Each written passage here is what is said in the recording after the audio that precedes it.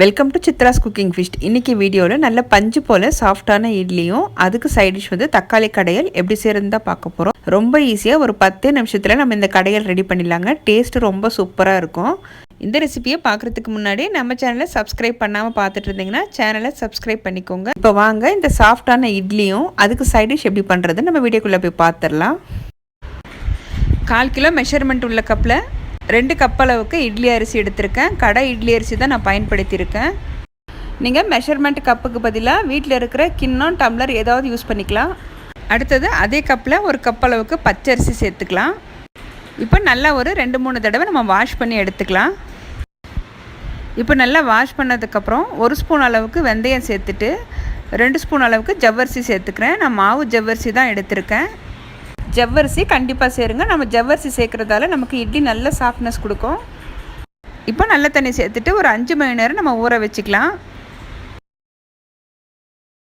இப்போ அரிசி எடுத்த அதே கப்பில் 3/4 கப் அளவுக்கு வெள்ளை உளுந்து எடுத்திருக்கேன். உளுந்து நமக்கு 1 மணி நேரம் ஊறினா போதும்.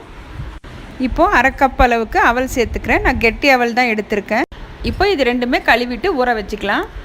அவல் சேர்க்குறதுக்கு பதிலாக நீங்கள் சாதம் கூட 1/2 கப் அளவுக்கு சேர்த்து அரைச்சிக்கலாம். அவல் வந்து நமக்கு ஒரு 1/2 மணி நேரம் ஊறினாவே நல்லா ஊறி வந்துடும். இப்போ பார்த்தீங்கன்னா உளுந்து அரிசி எல்லாமே நல்லா ஊறி வந்திருக்கு. இப்போது நான் மிக்ஸி ஜாரில் சேர்த்து அரைச்சி எடுத்துக்க போகிறேன். நீங்கள் இதை கிரைண்டர்லேயும் அரைச்சி எடுத்துக்கலாம். ஃபஸ்ட்டு உளுந்து நல்லா நைஸாக அரைச்சி எடுத்துக்கலாம். நல்லா வெண்ணெய் போல் இந்த மாதிரி அரைச்சி எடுத்துக்கோங்க. உளுந்து அரைக்கும் போது ஐஸ் வாட்டர் கொஞ்சம் கொஞ்சமாக விட்டு நல்லா கெட்டியாக அரைச்சி எடுத்துக்கோங்க. அப்போ தான் நமக்கு கிரைண்டரில் அரைக்கிற பக்குவத்தில் இருக்கும். உளுந்து வந்து 2 ட்ரிப்பாக அரைச்சி எடுத்துக்கிறேன். அடுத்தது அரிசி அரைச்சிக்கலாம். அரிசி ரொம்ப நைஸாக அரைக்காமல் நம்ம ரவை பதத்தில் அரைச்சி எடுத்துக்கலாம். இப்போது அரிசி எல்லாமே நான் அரைச்சி எடுத்தாச்சு. கடைசியாக நான் அவல் அரைச்சிக்கிறேன். இந்த மாவுக்கு தேவையான அளவுக்கு உப்பு சேர்த்துட்டு 1 நிமிஷத்துக்கு நல்லா கலந்துக்கலாம். அப்போ தான் நமக்கு மாவு நல்லா பொங்கி வரும். நல்லா 1 நிமிஷத்துக்கு மாவு மிக்ஸ் பண்ணிக்கலாங்க. அடுத்த நாள் காலையில் பார்த்திங்கன்னா மாவு நல்லா பொங்கி வந்ததுக்கப்புறம் நம்ம இந்த அளவுக்கு மிக்ஸ் பண்ண தேவையில்லை. ஒரு தடவை நல்லா கலந்துட்டு நம்ம இட்லி ஊற்றினாலும் நல்லா சாஃப்டாக வரும். இந்த பாத்திரம் கொஞ்சம் சின்னதாக இருக்குது, அதனால் 2 பாத்திரத்தில் நான் மாற்றிக்கிறேன். இப்போ க்ளோஸ் பண்ணி வைக்கலாம். ஒரு 8 மணி நேரம் புளிக்கட்டும். இப்போ நைட் அரைச்சி வச்சுருந்தேன். அடுத்த நாள் காலையில் பாருங்கள் மாவு நல்லா பொங்கி வந்திருக்கு. தேவையான மாவு மட்டும் நான் எடுத்துக்கிட்டு மிச்சத்தை நான் ஃப்ரிட்ஜில் வச்சுருக்கேன். இந்த மாவில் நாம் இட்லி பணியாரம் ஊத்தப்பம் எது வேணாலும் செய்யலாமல் எல்லாமே சூப்பராக வரும். நல்லா ஒரு தடவை கலந்துக்கலாம். நம்ம மாவுக்கு உப்பு ஏற்கனவே சேர்த்துருக்கோம். இப்போ இந்த இட்லிக்கு குயிக்காக ஒரு தக்காளி கடையில் ஒரு 10 நிமிஷத்தில் செஞ்சிடலாங்க. இது ரொம்ப ரொம்ப டேஸ்ட்டாக இருக்கும். 2 வெங்காயம் எடுத்திருக்கேங்க. கொத்தமல்லி, கருவேப்பிலை, பச்சை மிளகாய், பூண்டு, 2 தக்காளி கட் பண்ணி வச்சுருக்கேன். ஒரு சின்ன உருளைக்கிழங்கு பொடியாக கட் பண்ணி வச்சுருக்கேன். எதுவுமே நம்ம தனித்தனியாக வதக்க போகிறதில்ல, டைரெக்டாக குக்கரில் சேர்த்துக்கலாங்க. இப்போ இது கூடவே 3 பச்சை மிளகாய் சேர்த்துக்கோங்க.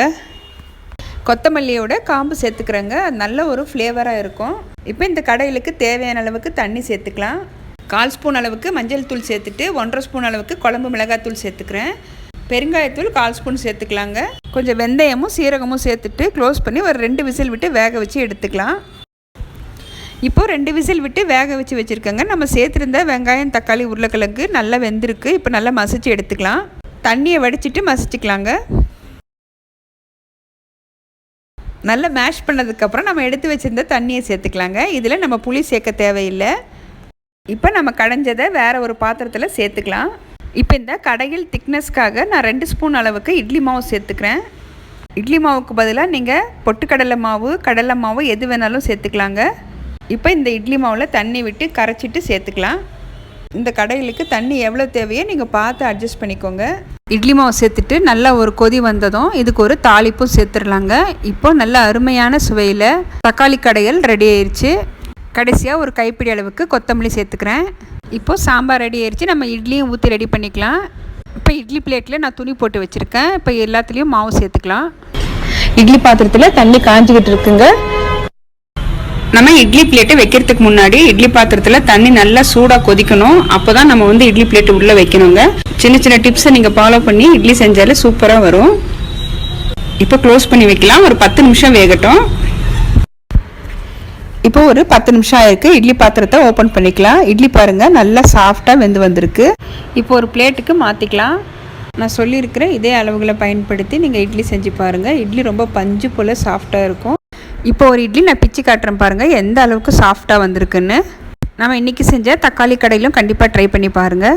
நம்ம சேனல்லே பார்த்தீங்கன்னா அரிசி சேர்க்காத சிறுதானியம் மட்டுமே பயன்படுத்தி பிரேக்ஃபாஸ்ட் ரெசிபிஸ் அப்லோட் பண்ணியிருக்கேன். நீங்கள் அந்த வீடியோஸும் பாருங்கள், ரொம்பவே யூஸ்ஃபுல்லாக இருக்கும்.